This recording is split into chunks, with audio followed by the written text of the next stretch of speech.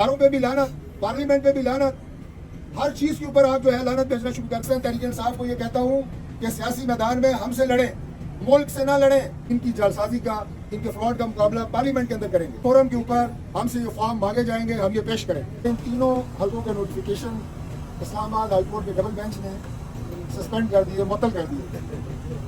اس پہ جو propaganda create کیا گیا پورے ملک میں پاکستان تحریک انصاف کی طرف سے, وہ یہ تھا کہ ان حلقوں میں کوئی بے ضابطگی ہوئی ہے اور وہ بے ضابطگی ہائی کورٹ نے ٹریس کی ہے, جس کی بنیاد پہ یہ نوٹیفیکیشن معطل ہوئے ہیں. تو میں آج وہ تمام تفصیلات آپ میڈیا کے سامنے رکھنا چاہتا ہوں کہ کس بنیاد پہ, کس جھوٹ اور فراڈ پہ تحریک انصاف کے امیدواروں نے یہ نوٹیفیکیشن معطل کروائے.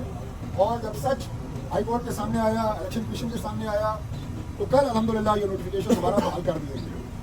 اس کی تفصیلات کچھ یوں ہیں کہ 19 تاریخ کو تینوں ہمارے مخالف امیدوار یعنی 46, 47 اور 48 جو الیکشن ہار چکے ہیں, وہ ہائی کورٹ میں پیش ہوتے ہیں اور ان کی ریٹ پٹیشن کے اوپر اعتراض لگتا ہے. اور وہ اعتراض کیا ہے کہ اسلام آباد میں election tribunal, election commission of Pakistan کام کر چکا ہے, لہٰذا الیکشنز کے متعلق کوئی بھی شکایت الیکشن ٹرائیبیونل سنے گا اور ہائی کورٹ وہ شکایت سننے کی مجاز نہیں ہے.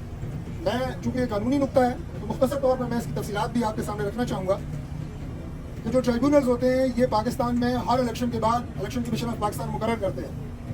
الیکشن ٹرائیبیونل عام طور پہ ہائی کورٹ کے ججز پہ مشتمل ہوتا ہے.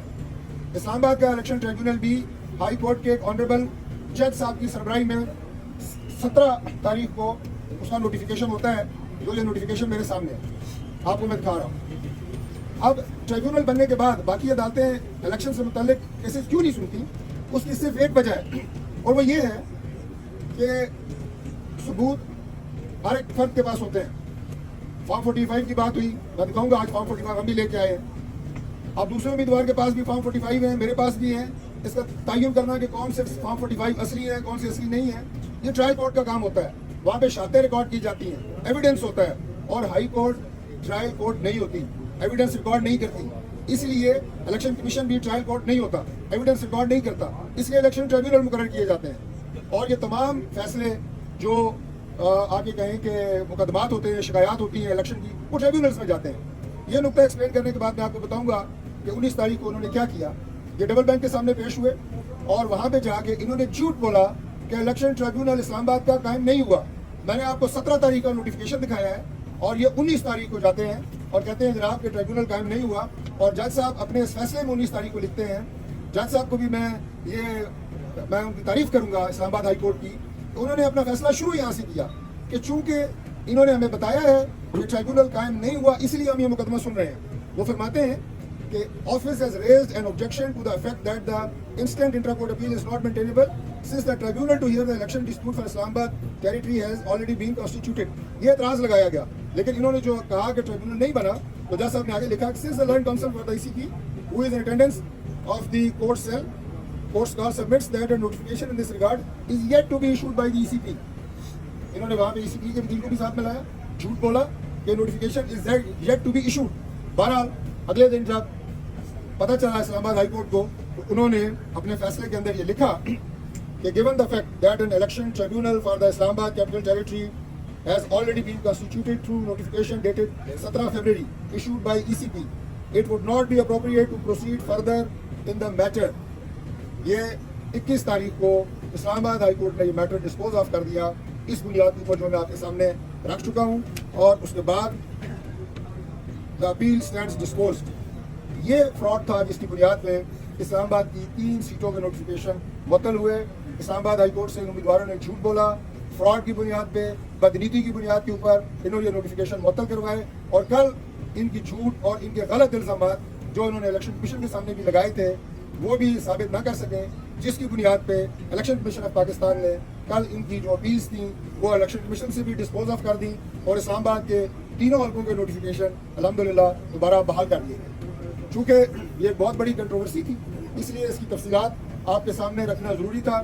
انہوں نے بہت جھوٹ بولا کہ ہمارے پاس فارم 45 ہیں اور دوسرے امیدوار فارم 45 ان کے پاس نہیں ہے. ہمارے پاس تمام فارم 45 موجود ہیں, ہم سب کے پاس تینوں حلقوں کے سارے فارم 45 موجود ہیں اور ہم इनकी तरह सोशल मीडिया पे झूठ बोलना, फ्रॉड के जरिए अपनी मर्जी के नताइज लेना वो नहीं करते।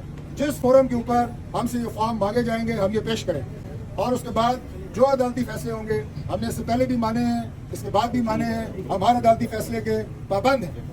मैं सिर्फ ये अर्ज करना चाहूँगा इनसे, तो खुदा का वास्ता है झूठ मत फैलाएं। 2018 का इलेक्शन हुआ, इससे ज़्यादा एतराज़ात जो 2024 का इलेक्शन है वो 2018 के इलेक्शन के ऊपर उठाए गए। जो अपीलें आज इलेक्शन कमीशन ऑफ पाकिस्तान में हो रही हैं, इलेक्शन पिटिशंस, इससे ज़्यादा इलेक्शन पिटिशंस 2018 के इलेक्शन में हुए। और आपको याद है कि अपोजिशन ने उस वक्त असेंबली में बैठने का बाइकआउट कर दिया, लेकिन पाकिस्तान पीपल्स पार्टी और मुस्लिम लीग नून की क़यादत ने फैसला किया कि हम इनकी जालसाजी का, इनके फ्रॉड का मुकाबला पार्लियामेंट के अंदर करेंगे। और उसके बाद हम पार्लियामेंट में आए, एतराज़ात इलेक्शन धांधली थी। 1970 के बाद 12 इलेक्शन हो चुके हैं पाकिस्तान में, हर इलेक्शन में धांधली के इल्ज़ाम लगे हैं। मुझे एक इलेक्शन ऐसा बताएं जिसमें एतराज़ात ना हुए हो, लेकिन आप केस टू केस बेसिस के ऊपर जाते हैं, आप उन हलकों के ऊपर फोकस करते हैं जिन पे आपको एतराज़ होता है।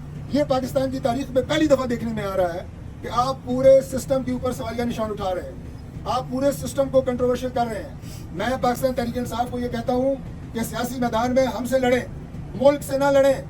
आप पाकिस्तान से लड़ रहे हैं, आप पाकिस्तान के इदारों से लड़ रहे हैं, ये सियासी मैदान की लड़ाई है। हम तैयार हैं आपके साथ हर मैदान में आपका मुकाबला करने के लिए। जिस हल्के की बात करेंगे, जिस फोरम पे बात करेंगे, हम वहाँ जवाब देंगे, सबूत देंगे। अगर आपकी बात सच्ची हुई वो हल्का आपके हक में होगा, हमारी बात सच्ची हुई हमारे हक में होगा, हमारे हक में होगा। आपको याद नहीं कि जो 2018 के इलेक्शन के बाद आपके डिप्टी स्पीकर कासिम सूरी साहब बने थे, यही इलेक्शन ट्रिब्यूनल जिसकी मैंने तफसीलात आपके सामने रखी हैं, इसी ने फैसला किया था कि 50,000 वोट जाली हैं कासिम सूरी साहब के। और उसके बाद अगले 4 साल कासिम सूरी साहब सुप्रीम कोर्ट ऑफ पाकिस्तान से स्टे लेके असेंबली के डिप्टी स्पीकर फाइज रहे। कोई बात नहीं, सुप्रीम कोर्ट ने स्टे दिया, मुझे कोई एतराज नहीं, लेकिन वो भी ट्रिब्यूनल का फैसला था, हल्का खुल गया, पता लग गया। तो अगर यहाँ पे भी कोई किसी तरह की डिस्क्रिपेंसी आएगी तो सामने आ जाएगी, उसको सामने रखें। मैं दोबारा कहूँगा, आप हमसे सियासी मैदान में सियासी जमातों से लड़ें, हम जवाब देंगे। पाकिस्तान से मत लड़े, पाकिस्तान के इदारों से मत लड़ें। यही इलेक्शन कमीशन ऑफ पाकिस्तान है जो केपी में भी इलेक्शन कराता है। वहाँ के इलेक्शन कोई इमाम काबा ने कराए हैं, जैसे कि मेरे उस्ताद मोहतरम सेनेटर इरफान सिद्दीकी साहब ने कहा है, इसी इलेक्शन कमीशन ने कराए हैं, इसी चीफ इलेक्शन कमिश्नर की ज़ेर निगरानी हुए हैं। वहाँ सिवाय 4 या 5 सीटों के कौमी असम्बली की सारी सीटें आप जीते हैं। वहाँ सूबाई असम्बली में आपकी 2/3 अक्सरियत है, वहाँ तो आप खामोश है। इलेक्शन कमीशन भी अच्छा है, सिस्टम भी अच्छा है, इदारे भी अच्छे हैं, सब कुछ अच्छा है, लेकिन जहाँ आप इलेक्शन हारते हैं वहाँ इदारों पे भी लानत, पार्लियामेंट पे भी लानत, हर चीज़ के ऊपर आप जो है लानत भेजना शुरू कर देते हैं। खुदा का वास्ता है, ये तर्ज अमल पाकिस्तान के लिए मुनासिब नहीं है। ना आप जमहूरियत पे यकीन रखते हैं, ना आप पार्लिमानी रवायात पे यकीन रखते हैं, और ना आप पार्लियामेंट पे यकीन रखते हैं। आपका इलेक्शन साफ और शफाफ या सही होने का सिर्फ एक क्राइटेरिया है तहरीक इंसाफ का, कि इलेक्शन हम जीते, हम गवर्नमेंट में हो, हम पावर में हो।